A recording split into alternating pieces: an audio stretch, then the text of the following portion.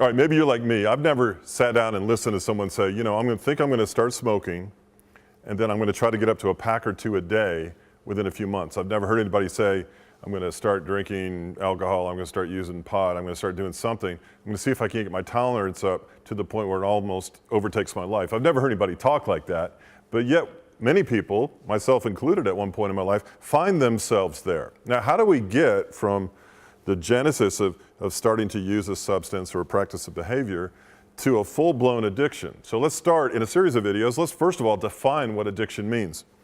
Let's call it a state of being where you are, here's a strong word, enslaved. You're enslaved to a habit or a practice, a substance or a behavior that if you withdrew that substance or behavior from your life, it would cause trauma, it would cause problems, maybe physiological problems or psychological problems, emotional problems. So if we get enslaved to a behavior or a substance to the point where we cannot do without it, without experiencing some loss or trauma, we're probably full-blown addicted. Now, no one sought to get there, but we find ourselves there. So let's talk about two different kinds of addiction. One is substance addiction, and the other is behavioral addiction. All right, substance addiction, as you might guess, are alcohol, drugs, prescription drugs, illegal drugs, caffeine, nicotine, sedatives, marijuana, you know, crack cocaine, whatever it is. There's a substance, a controlled substance that can easily, if not managed properly, control us. That would be a substance addiction. The second one is behavioral addiction.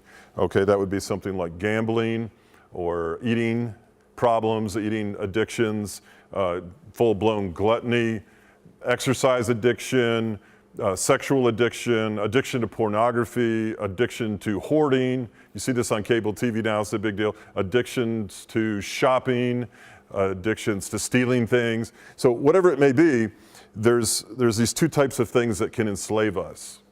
Now, what is this all about? Well, in this series of videos on LifePoints, I want to define, identify, and look at ways to self-test and maybe even find some recovery to overcome these enslaving behaviors and practices in our life.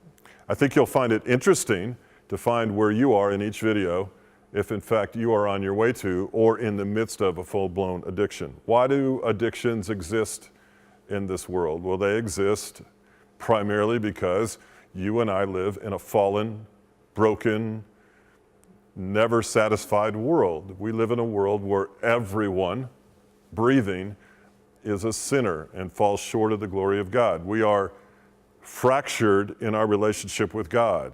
And because of that fractured relationship, that broken alienation, we need things, we want things, we feel things, we want to escape things, we want to deny things, we want to be deceitful about things.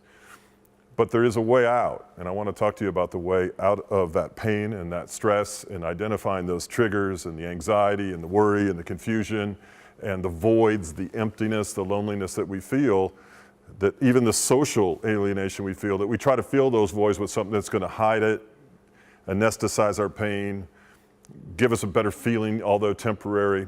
And I want to begin to pose to you some questions as to, one, are you addicted? Are your friends addicted? Is there something that you could do to help somebody?